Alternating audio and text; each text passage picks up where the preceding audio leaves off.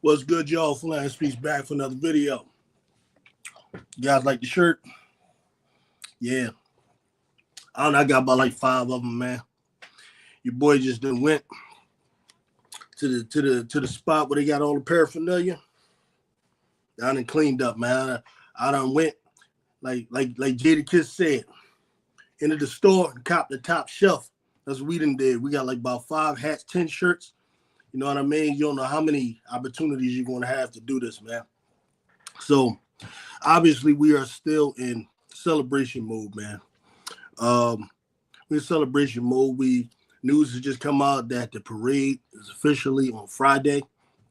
So, without a doubt, myself, taking the boys down, man, we're going to make a day of it. It starts Market Street, I believe, goes to Broad Street. And then we end up at the famous Philadelphia Art Museum, you know, where the Rocky statue is, for those who come into Philadelphia, where the famous steps that Rocky ran up on. That's where the Eagles will be. And your boy will be there. I'm trying to decide, man, if I'm going to drive down, if I'm going to catch the train. I don't know. It might be better to catch the train because I can't even imagine where we'll be able to park. They're saying upwards to 2 million, fans might attend. That's going to be wild, man. So I might have to pack a lunch the whole 9. But we're going to start out with a little bit of comedy, something, man, that they're probably talking about everywhere. And that's everyone's favorite, one of our old friends, Dak Prescott and the Dallas Cowboys, who, I can only imagine how they feel, man. Matter of fact, I know how they feel because I lived through the 90s, man. I lived through the 90s. I remember having all of the excuses and talking points that the Cowboys are having right now. I remember complaining about, not having Troy Aikman. I remember complaining about not having a Michael Irvin and not having an Emmitt Smith and not having an offensive line like the Dallas Cowboys did and not having – I remember being mad when Deion Sanders signed there and all of that kind of stuff because at that time, Eagles ownership wasn't making those types of moves, and it was Jerry Jones who, on the other hand, was making those types of moves at that time, right? So I could just imagine. It must really be tough and gut wrenching, man. So Dak Prescott has asked the question, and this is the thing. Some people are saying, well, he doesn't have to, what do you expect him to say, or that he has to consider the morale of his team and speak with confidence and all of that. Dak Prescott I don't agree. Dak Prescott don't have to say anything, Dak Prescott could just answer like, congratulations to the Eagles and just move on. And or Dak Prescott could just speak about the Cowboys, which is what would have been smart. But it is, man.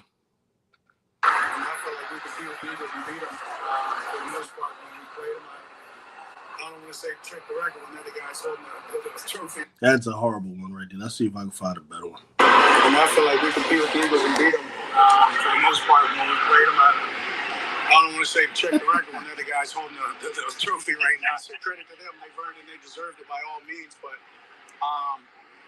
yeah, very close. Especially when you even watch the NFC game, the NFC Championship. And those two teams that we battle against each and every year a couple of times. And as I said, feel confident about we've gotten a better part each and every time. To see it in such a dominating fashion, credit to them. It's our turn and it's on us. I feel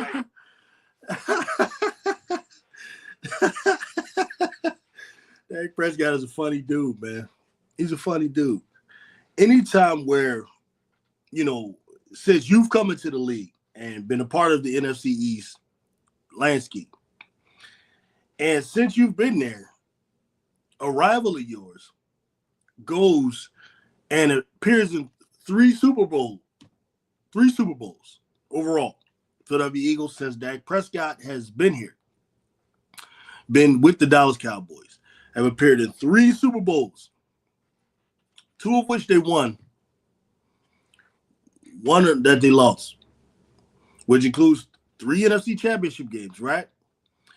And you, Dak Prescott, and the Dallas Cowboys have never gotten past the divisional round of the playoffs. And then you cite playing the Eagles in the regular season and the times and your record against the Eagles. You know, this vaunted record that Dak Prescott has against the Eagles in the NFC East is something that I talked about a long time ago, about 2 years ago, when the Philadelphia Eagles and the Dallas Cowboys were set to face each other. I think it was like a week 13 or something like that, Christmas Day matchup. I went and actually deciphered all of it, took a deep dive at those games that Dak Prescott is complaining about, bragging about, and showed that, I mean, while it's true he won they won those games, that it was so meaningless and overrated. First of all, the majority of those games were against bad Eagle teams who were having bad years. And this is because the Dallas Cowboys and the Philadelphia Eagles, obviously, they operate differently, okay? The Dallas Cowboys operate with what to me I call a fear. They operate kind of out of fear. They're not very daring, so you don't find them going after a lot of the big free agents or anything like that. The cap and the cap numbers, they seem to be confused by. The Dallas Cowboys don't seem to know how to kind of fit the cap numbers together. So you see them complaining about money. Jerry Jones, every time, the contract for a good player comes up, Jerry Jones, you find him not taking care of the player before that time. You don't find Jerry Jones making sure that those things are taken care of even before the draft, for example, or before free agency. Jerry Jones often is waiting all the way until the damn season starts. Week 1, week 2, before he signs people, or with Dak Prescott, he wait right before the first game. Matter of fact, I think he signed him like that the day of the first game or something crazy like that. And this is something Jerry Jones has been doing since, back with Emmitt Smith. I believe it was in 1993 when Emmitt Smith had his first contract coming up. Jerry Jones was bullshitting around with Emmitt Smith as if he didn't know that was the best player on their team and that they needed them. It took Dallas to go 0-2 to start the season before Jerry Jones actually gave Emmitt Smith a contract. And what you would think is that a guy would learn from their mistakes and things that they've done in the past, but Jerry Jones apparently has not. He's still doing these things with every single one of his great players that he absolutely needs. Right? So it's one of the problems.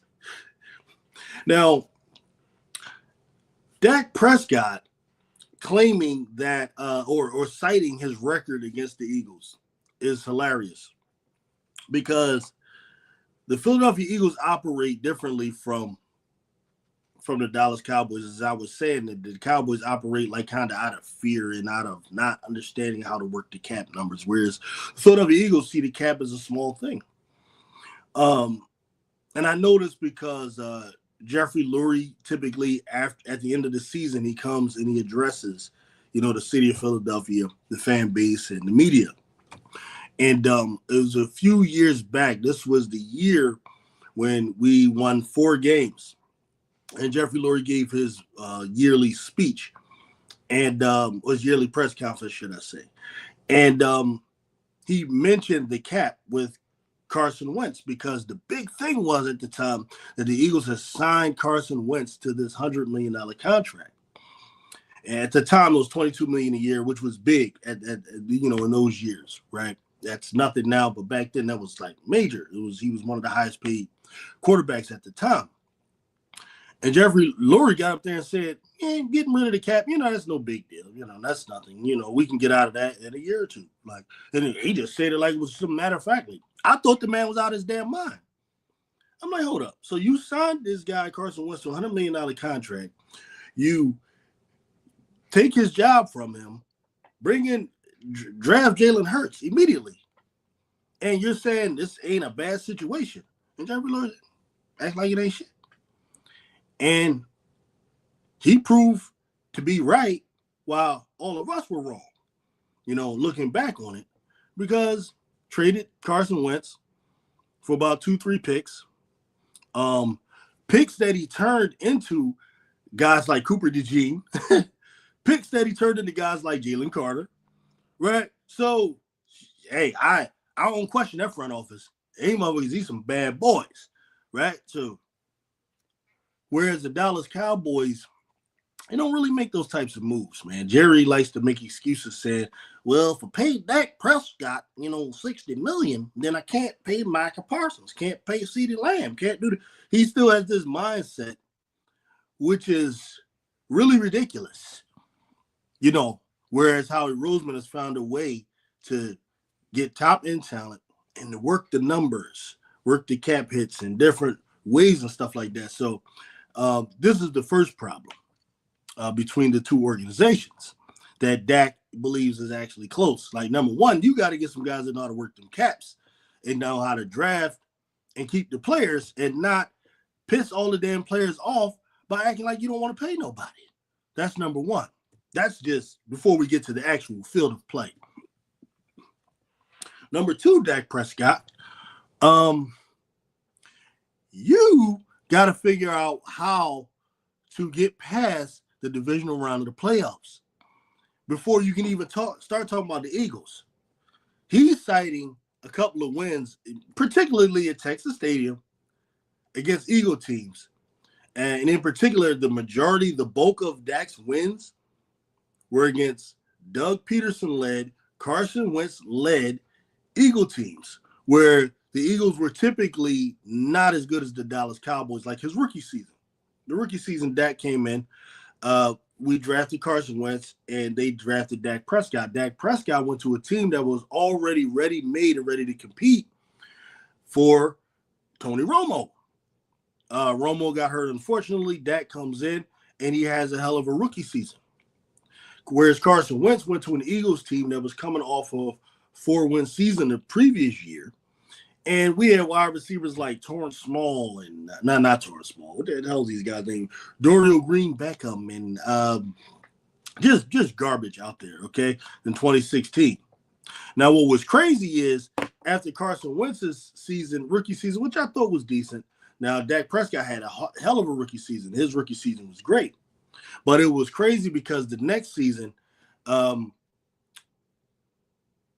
Dak Prescott, I think either Dak Prescott gets hurt. No, Dak Prescott doesn't get hurt. I think Ezekiel Elliott gets hurt.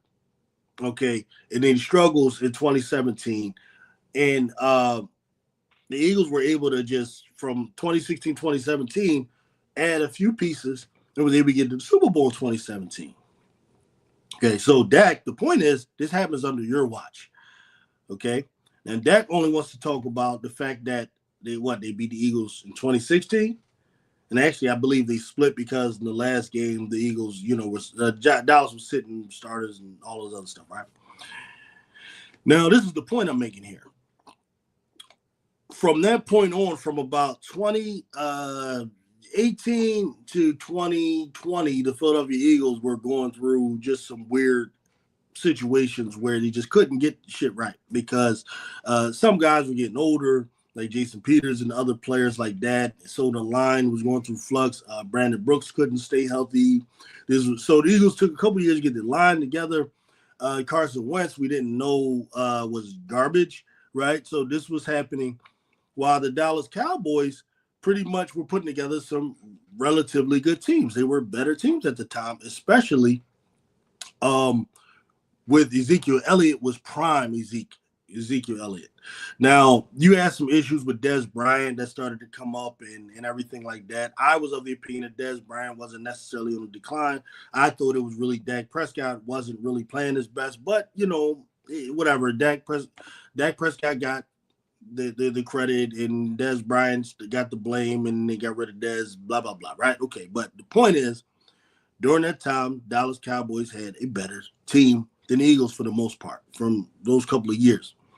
Because the Eagles were just deciding, okay, we're going something happened between the owner and Carson Wentz. I think the owner came to the conclusion that I just don't like this guy as the leader of the team, and he ain't had no problem just flipping everything. So the Eagles were just flipped it. Like, we don't like a guy, get rid of him. Whereas the Cowboys, I think Jerry Jones, either he's confused about whether he likes Dak Prescott or not, and he doesn't quite know what to do. It's like, I think he's not sure if Dak is good enough to kind of take them over the top.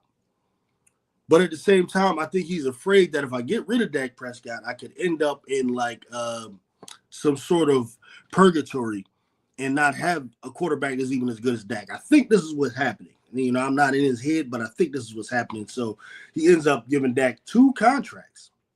And throughout the 2 contracts, he hasn't gotten the results, right? But what Dak does do, this is the thing I'll give Dak. I'll give him credit for this. He makes sure that at least once a year, especially in Texas Stadium, that he takes care of the Eagles. That's what he makes sure he does.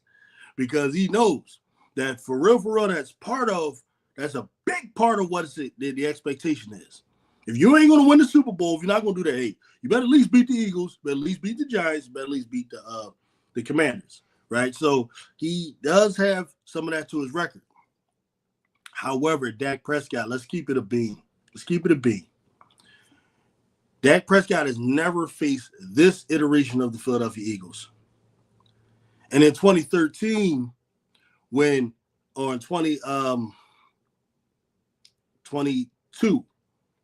the Eagles went to the Super Bowl, lost to the Chiefs the first time, Dak Prescott and Jalen Hurts never faced each other in that season. Jalen Hurts on that Christmas day was hurt, didn't play. Gardner Minshew played. Dak Prescott was able to beat a Gardner Minshew-led team there in Texas, and for some reason, I guess he's adding like that's part of his credit. This dude is funny.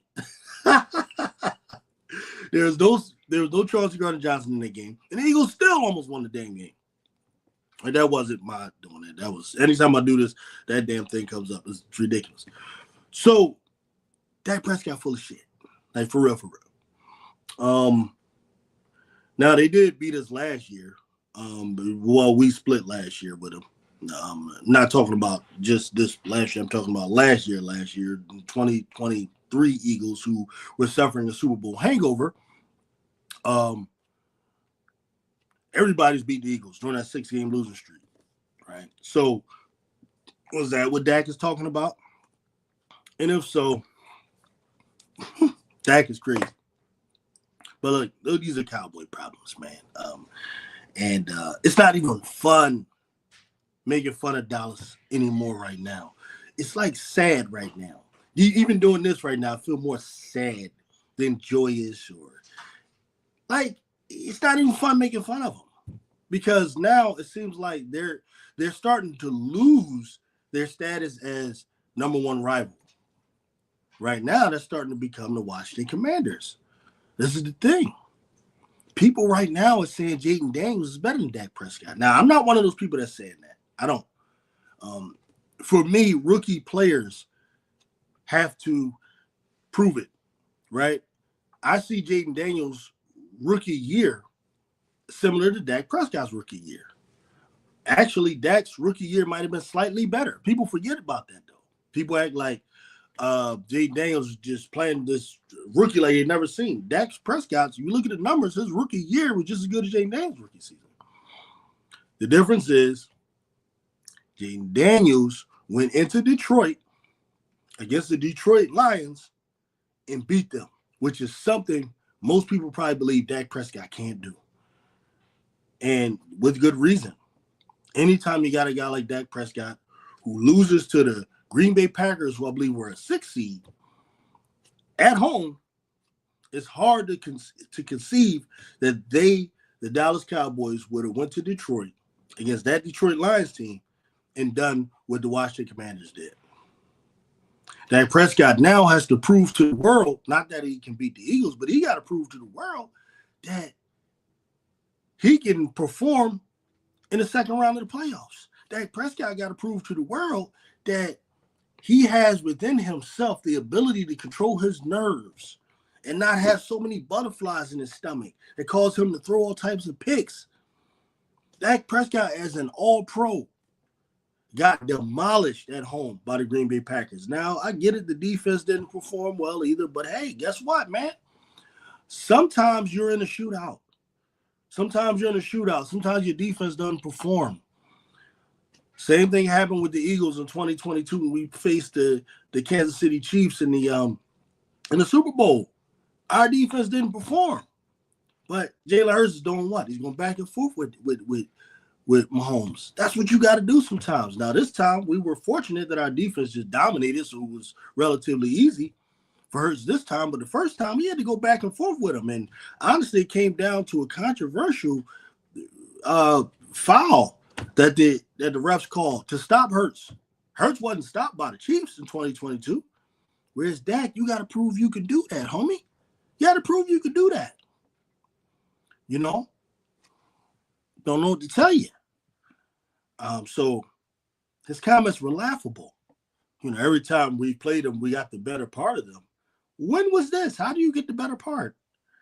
Are you talking about beating up on Carson Wentz-led Eagles teams? Because Carson Wentz ain't got a clutch point in his body. Carson Wentz is a guy that a lot of people would tell you, hey, he's more talented than Jalen Hurts, right? He was taking number 2 overall. He's 6'5", and all that stupid shit a lot of y'all like. That a lot of people like. Guys 6'5". Like, I believe if Jalen Hurts was 6'4", all of this criticism would be different. They wouldn't say he can't. All of a sudden, he'd be able to throw. All of a sudden, he'd be great. But because he's 6'1", he's not good. But anyway, enough of Dak. I'm going to go ahead to my man here. We got some comments here by a couple of you. So JG always on topics. Big kudos to your Eagles for winning that Super Bowl, bro. Appreciate you. Trey Brown says Dallas is having an all-time meltdown. The fan base is split. You have the Dak defenders and you have the Cowboy fans. Fly, Eagles, fly. Yeah, you got those who still loyal to Dak. Now, listen, I kind of get it because Dak makes it confusing, right? He's not so bad to where you think, like he's good enough to make you believe that he's hard to replace. But he's bad enough to where it's like you'll get tired of him in the playoffs. It's similar to like Joel Embiid, even though I think Joel Embiid naturally is a better talented player than Dak Prescott in general. I think Joel Embiid has the potential, if he's all healthy and all things are real, to be arguably the best player in the NBA when healthy. I believe that about Embiid. Dak Prescott, I would never say even healthy with all things is the best player, but he's good enough to where it makes it hard to want to get rid of him because you got to deal with the reality of how do you replace him. But he's bad enough in the playoffs to where you'll just get tired of his ass. That's the problem, I think, with Dak Prescott. Keystone Cowboy, what's up, homie? He says, Jerry and Steven can't handle the cap. They wait till the last minute to pay their play. I don't understand why they do that with the cap.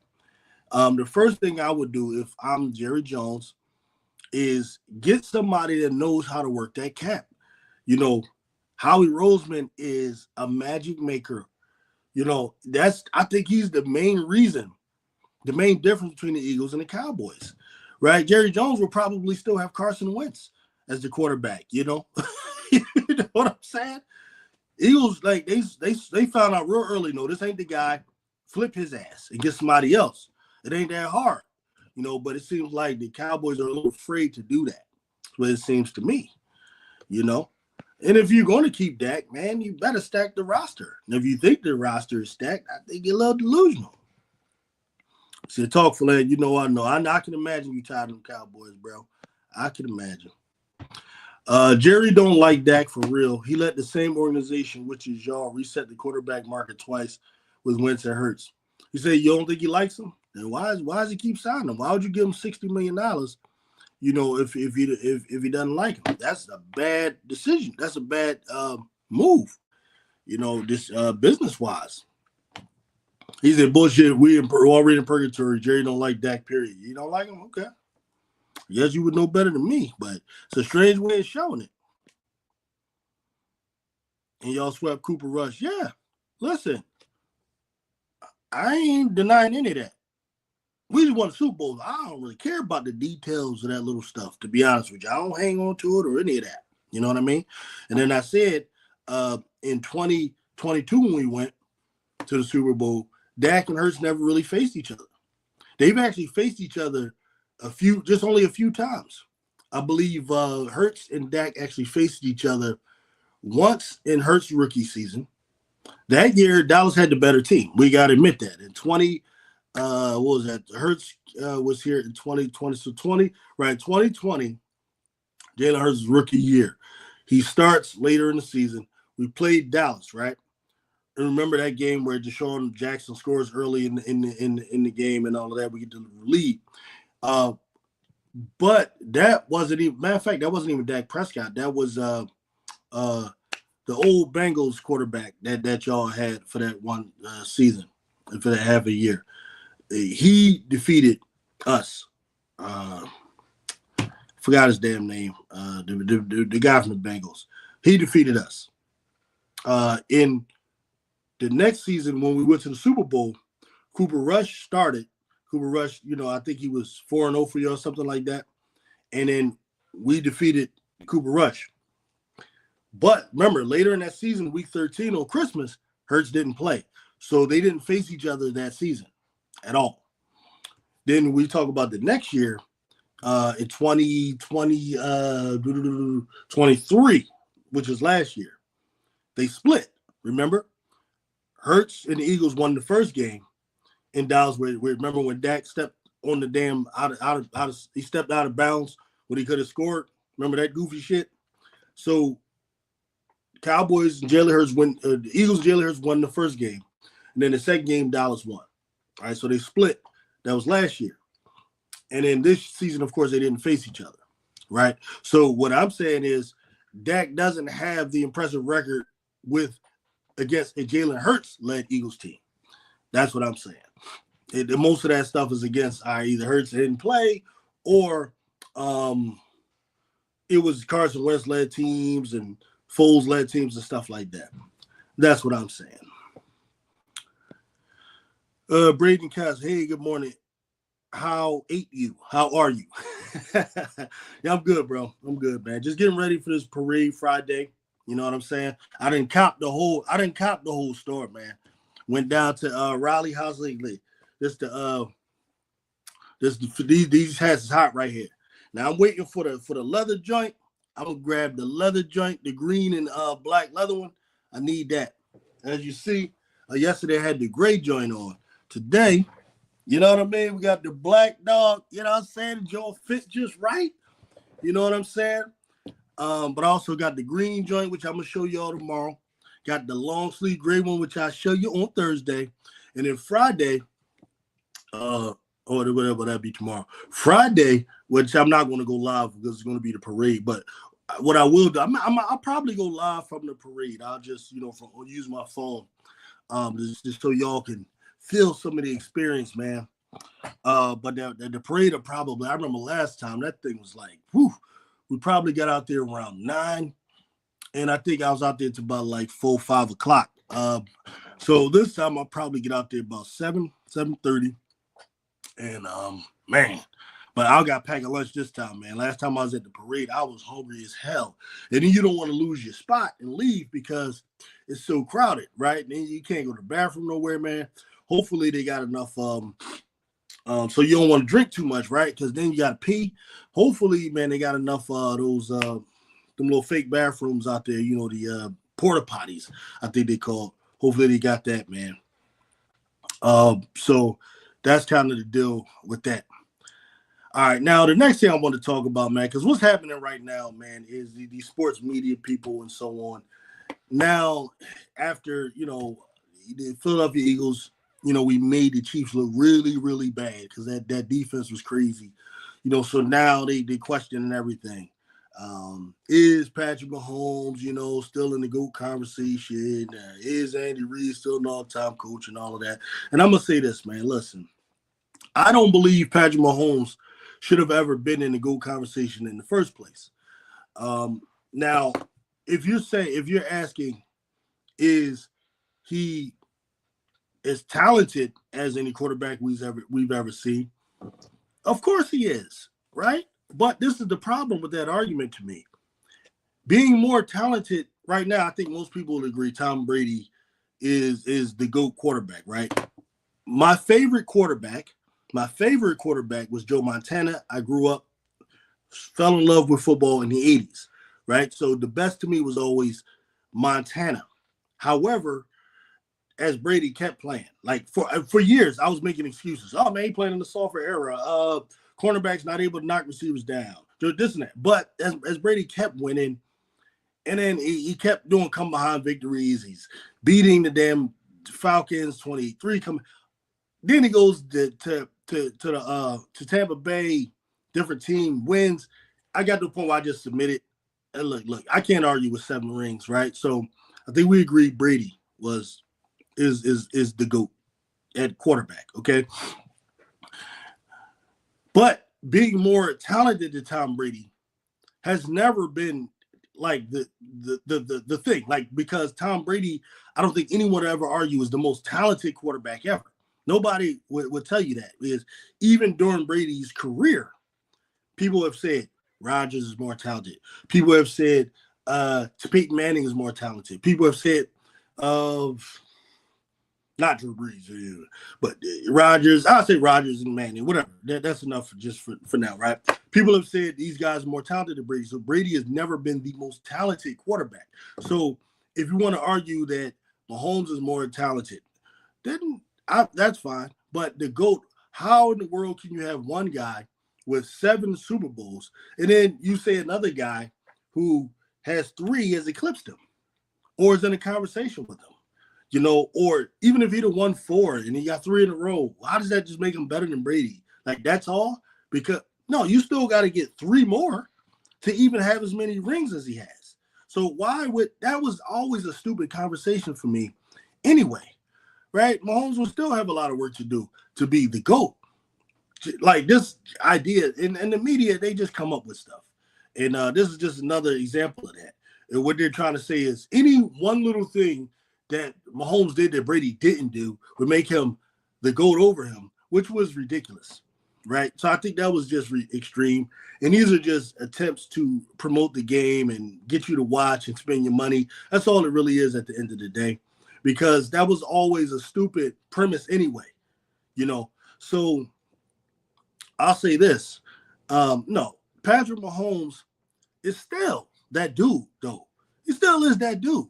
He still is, I believe, the best quarterback in the NFL right now. He got 3 rings. You can't argue with that. Ever since he's come into the league, besides his first rookie season when he didn't play much, and Alex Smith was before him, every other year, as we know, the least he's gotten to was the AFC Championship game. And then in most years, like you said, besides when they lost to Brady and Belichick, after they got over that hump, he's in the Super Bowl every year, right? Nobody else is doing that. Unfortunately, the AFC just can't find a way to get over the Chiefs hump. Maybe the Eagles showed the blueprint, I don't know. But no, Patrick Mahomes is still that guy. He's not overrated, none of that stuff. It's just that he ran into a buzzsaw. And I talked about this kind of yesterday. The Philadelphia Eagles did everything to make sure that they beat him. Like, in other words, the team was built specifically designed for Patrick Mahomes and the Chiefs. The one thing about the Eagles organization is they know Andy Reid very, very well. They know his tendencies. We know his weaknesses and his strengths probably better than anybody, Philadelphia fans, and also the Philadelphia organization. People don't forget that. Number 2, we faced Patrick Mahomes 2 years ago, lost to him. Okay. And we understand exactly why we lost. Okay.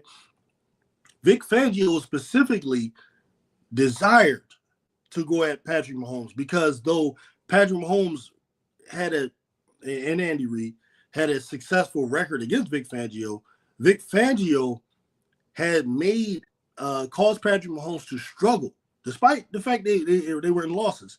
He's caused him to struggle more his system, and more than his system, also his scheming. It's caused Patrick Mahomes to struggle more than anyone else, right? If you got to look at the amount of points Patrick Mahomes is able to accrue and his stats and so on. Like these are things that the Eagles brass has already kind of saw. So they wanted Vic Fangio for a while now. That's why the Eagles were hiring the disciples of his, like Jonathan Gannon, then Sean Desai, and so on. But as you find out in football, oftentimes disciples are not the master. So they were able to actually get the master this time. And along with that, get him everything he needed to, to carry out his scheme, to execute his scheme to perfection. And that's what it was. We were able to match up guys against the perfect guys against Kelsey, like Cooper DeJean. We're able to put, have ball hawking safeties, smart. The thing about this defense, they are very smart because Vic Fangio, he values intelligence, athleticism, of course. But if you're not smart enough, and he said that in many of his post-game conferences, post-game, in his post games. And, one of the reasons that, we had Devin White, who was actually an all-pro for the Tampa Bay Buccaneers early in the year. That's who Howie Roseman went and got, trying to get him some linebackers. But Devin White was beat out by Nakobe Dean. And when he was questioned about this in post games, he didn't go into specifics, but Nakobe Dean beat out Devin White, not out of athleticism, and definitely not out of resume, but because Kobe Dean, Vic Fangio was able to get him to see the game the way he sees it. The Kobe Dean, in other words, was just a smarter football player, and that's what Vic Fangio values. Okay, guys like Reed Blankenship, smart football player, man. Reed will rarely be in the wrong spot. He'll rarely get fooled by what's thrown out there. Now, he's not the most athletic guy. He may get beat at the point of attack sometimes, 50-50 balls and stuff like that, especially if he's going up against a great player like Zach Ertz, for example. He was cooking Reed a little bit, but Reed was where he needed to be. He's typically going to make the tackle, and Vic Fangio, he can tolerate that. What he can't tolerate is busted coverages, guys not being where they're supposed to be, guys not doing their damn job and trying to do someone else's job, trying to play hero ball and all those types of things. And he eliminated all of that stuff from the defense. And what I'm saying is that Patrick Mahomes just ran into a situation where he was overwhelmed. First off, the front four, anytime a defense can just dominate up front to where, everybody in the secondary can just lay back and just, play outfield, play short field and play outfielder and stuff like that, you don't have a chance. So I do not plan on going shitting on Patrick Mahomes at all. And I'm also not convinced that the Chiefs won't be back in the Super Bowl next year. Right now in the media, these shows, they're out there saying, Chiefs is over. They'll never get to another Super Bowl and all of that. I'm not sure about that, man. Just because the Eagles were able to do that to the Chiefs, that doesn't mean Baltimore will be able to. Doesn't mean Buffalo will be able to. Doesn't mean, Denver, which is the team I think they need to worry. I think the teams that people are sleeping on that the Chiefs will have to worry about are teams like Denver. And I still, even though I don't like Justin Herbert, really, I still am not sleeping on the Chargers because of Harbaugh. I think Harbaugh is the type of coach that will defeat Andy Reid ultimately if he has what he needs. And I also think Sean Payton, man, people sleep on Payton. In my opinion, Payton is just as good an offensive mind as Andy Reid is. Andy Reid is given this exalted status of this mind. And I say this because I remember Andy Reid here coaching, and I remember Sean Payton being on with the Giants, okay? And I remember times where we could not get over the hump against the New York Giants when they had that Jim Fossil and Sean Payton led team. And Sean Payton used to whoop our ass, man. I remember that. This guy would just come up with plays that Andy Reid wouldn't be ready for, or Jim Johnson wouldn't be ready for. And when you look at Andy Reid and what he's doing, he has the same pretty much setup as he had when he was here. It's him, his offense. Now he has Spagnuolo instead of Jim Johnson, but Spags is nothing but a Jim Johnson disciple. So he's running the same program. And he always had problems with Sean Payton. So, and John Gruden, those are the two guys that used to give Andy Reid fits anytime he go up against him. So that's the team, Denver, that I would look out for. If Denver was to add, like, if they add like a Myles Garrett or somebody like that, they added guys that could, defeat Kansas City's front. Whew, watch out. So I'll say this. I still pick Kansas City to probably represent the AFC again next year. AFC hasn't shown me anything or any reason to believe other than that. But Kansas City got some work to do. When it comes to just some fundamental things, they have to fix that offensive line. You cannot face the Philadelphia Eagles, assuming Philadelphia keeps all their players. You cannot face the Philadelphia Eagles with that same offensive line and ever beat them. You just can't do it.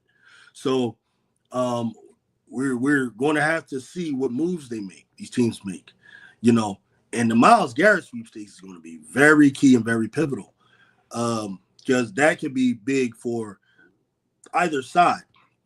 Presumably, from what I'm hearing, the Browns are unlikely to deal Myles Garrett to an AFC team. That presumably, this is what I'm hearing. I don't know. So the Eagles, we got to look out for, okay, this guy, maybe the Eagles get him. I don't know. I think that's just insane if we get him. If you do, it's like, what is the NFL doing if you let Myles Garrett go to the Eagles? All right. But I'm looking at my concern is him ending up in Washington, or ending up in Dallas or something like that. Now, if Jerry Jones stays true to what he has shown us, he won't even go after Myles Garrett. But you never know, man. Maybe the Eagles winning the Super Bowl is the straw that broke the camel's back, and he does make that move. If he does make that move, and I'll put it say this: I'm not that worried about Myles Garrett yet. If he stays in Dallas or whatever, but when Lane Johnson retires, which you presume maybe is in the next 2 or 3 years, how do you replace him? And that's when the Myles Garrett thing could be an issue. I think right now we got the guys you can't really, really block him like that, but we got guys that'll keep him at least at bay, I believe. But that's the thing. But no. Mahomes is not just some overrated quarterback. He's not a guy that has been exposed. I don't believe any of that. I don't believe the Chiefs dynasty is over with. The AFC got to prove they can beat them. Now I know if the Eagles could get back, and next year won't be easy by any stretch of the imagination. If you win the Super Bowl, what the NFL likes to do is they like to give you this ridiculously hard schedule with games in there that are like an absolute gauntlet. So I already know when this schedule comes out, the Eagles are probably going to have to play the Chiefs and then the damn Baltimore, and then they're probably going to throw every hard team they possibly can throw at the Eagles. So it's going to be interesting to see how the Eagles, who presumably may be a little bit less hungry, how they deal with next season's schedule. But assuming if we can get back, and we'll see what the Chiefs look like. You know what I mean? But we're going to be talking about all of that as we move on. Right now, we're just preparing for a parade. Like I said, we're gonna be out there all day. We're preparing for a parade, but after that, when off season comes, we'll be discussing these things as they come along. all the free agency moves. The draft, I can't wait till the draft comes up, even though, I mean, it's not like we're in a lottery pick. But with Howard Roseman, you never know. This dude might move up, whatever, you know. But then the first order of business, obviously, after the parade is going to be, because I was listening to the show Get Up, and you had Jeff Saturday on there, who's one of my favorites, man. I like Jeff. He was talking about that moves Dallas needs to make. He said if he was Dallas, what he would do is he would go after Zach Bond and Milton Williams. I'm like, what the kind of diabolical shit is this? He said Dallas should sign Zach Bond and Milton Williams. Like, Howie, listen, if you in any way, shape, form, or fashion let a team like Dallas or Washington take Zach Bond and Milton Williams, we gonna have some problems. All right. Zach Bond is a guy that the Philadelphia Eagles cannot let go under any circumstances. You're talking about a guy who became arguably the best, in my opinion. You can argue whatever. The best middle linebacker in the league. And he is an edge rusher.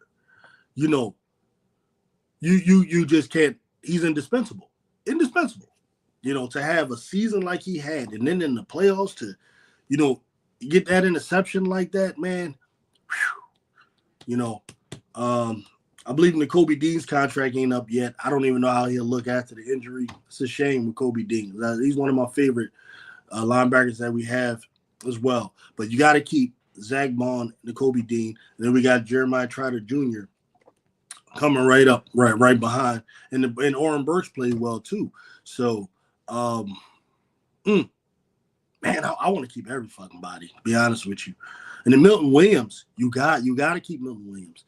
So the three major free agents that the Philadelphia Eagles are going to have to make sure we keep: Zach Bond, Milton Williams, and then Mekhi Becton, our right guard.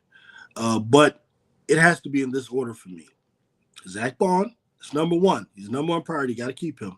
Milton Williams is number two, and then Mekhi Becton, unfortunately, is third. You got to keep them all, in my opinion, but it's in that order, in order of priority. Because Becton is probably, I don't want to see him go, but he's probably the guy that you can replace the most easiest if he's demanding some sort of money that is like, if he's demanding Landon Dickerson type of contract, and obviously we probably can't give him that. But if we can work something out, please, Howie, keep Becton. Bond, no. Dude, if you let Bond go, then it's going to go back to the same stuff. We believe Howie doesn't really, value linebacker. Bond is arguably, the second best player on the defense. Now, the beautiful thing of it all is a lot of these guys are locked up for a little bit. Quinyon Mitchell, we ain't got to worry about his contract for another maybe 3 years. Cooper DeJean, we ain't got to worry about his contract for about another 3 years. Reed Blankenship, I believe he's on a 1 or 2 year deal. He might have one more year on his deal. I think he's replaceable, though. I want to keep Reed, but you got Sidney Brown behind him, even though he was part of the guys who gave up that damn last touchdown Patrick Mahomes threw, which pissed me off because I wanted to just keep them under 10 points or something. I'm insane, okay? But you gotta Reed. But I don't think Reed is up for contract yet, so I don't think it's an issue. But the point I'm making is, and then, man, Jalen Carter money. Jalen Carter obviously is going to get that Fletcher Cox contract, which is the $100 million contract for the guy on the line, which begs the question, how much do you pay Milton Williams? Then do you keep Jordan Davis? All of these problems are going to come up. Good thing is that the cap is going to increase. I don't know exactly how much, so that'll help a little bit, but man, these are some issues, okay? Howie, Just get it done, baby. Jared says, nah, Mahomes isn't overrated. He just had a terrible game where he played like shit. It happens. Absolutely. I agree. Chiefs dynasty isn't over as long as you have Patrick Mahomes and Andy Reid. I agree with the Patrick Mahomes part. I guess I'll agree with the Andy Reid part. Well, like you said, Andy Reid, I'm not the Andy Reid guy. A lot of people are, but you got to respect him. If for nothing else, Andy Reid is going to make sure you have a competent offense, and then he seems to do a pretty good job with personnel as well. I believe he's the general manager, right? So, yeah, I'll give Andy Reid the respect. I will. I won't go into my opinion about certain things. Yeah, I agree. And Dynasty, they'll still be there, and really they'll be there until someone in the AFC steps up. And I don't get it because this Chiefs team right now, this year, and maybe last year, these are the worst versions of the Chiefs you're ever going to get. If you can't beat the Chiefs at their worst, it's unbelievable. This team just keeps getting to the Super Bowl, with this roster. And because of that, this is why people believe Patrick Mahomes is Superman, because Andy Reid is just, he's making it as hard as possible for this guy. Now, he did give him a defense, but offensively, like, why, I don't get it. Why don't you want superstars on offense? It just makes things easier, and like I said, I know I went off on a rant about Andy Reid the other day, the same thing, because what I'm seeing him do with Patrick Mahomes is the same thing he did with Donovan McNabb for years. He had Donovan McNabb playing with Todd Pinkston and, James Thrash and, Chad Lewis and, running backs like Carell Buckhalter. And, like, why are you doing that? Why don't you go out and get great players? I think part of it is, he had Tyreek Hill, but if you remember, Tyreek Hill was like a 5th round pick or something like that, and Tyreek Hill was primarily a special teams player. So Andy Reid actually lucked up with Tyreek Hill being the great wide receiver that he ended up being. So Andy Reid never intended on having a great wide receiver like Tyreek Hill. He really he lucked up with that, and that's crazy. That's crazy to me. But that's not my problem. That's the Chiefs' problem. Andy Reid. I don't know. What does he want to prove, that he gets it done with his intelligence? What is that? What is that? It's just weird to me. Really weird to me, man. So yeah, man. That's pretty much what I got today. Now I got a lot of stuff to talk about, but we'll do that on another live because you got other sports. For this week though, it's just going to be Eagles parade. This is a special week. Next week, some of my lives, we're going to go into basketball more. I got a lot to say about the Sixers who stink. And then we also got the college basketball scene.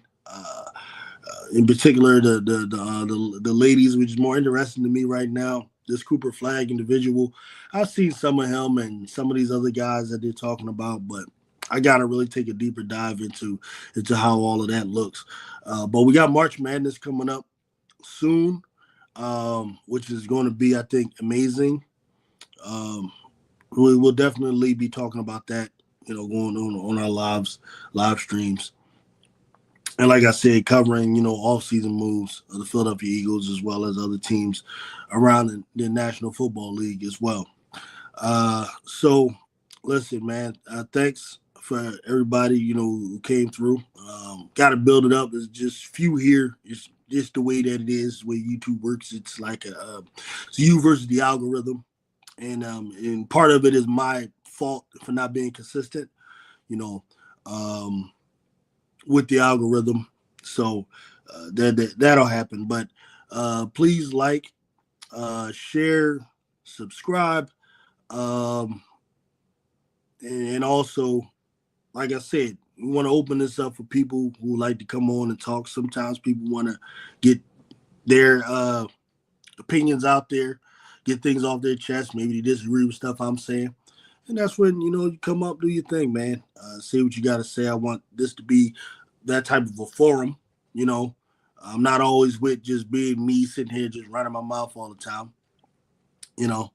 Um, I would also like to actually discuss some other issues, like for example, um, I know there's a sports channel, but another thing there's two things I'm doing Friday. Friday, of course, I'm going to the Eagles parade, and after that, I'm going to go check out the new Marvel movie, Captain America, Brave New World, and I want to know what people think about it. I'm seeing people online who hating on it and all of that kind of stuff, and for a number of different reasons.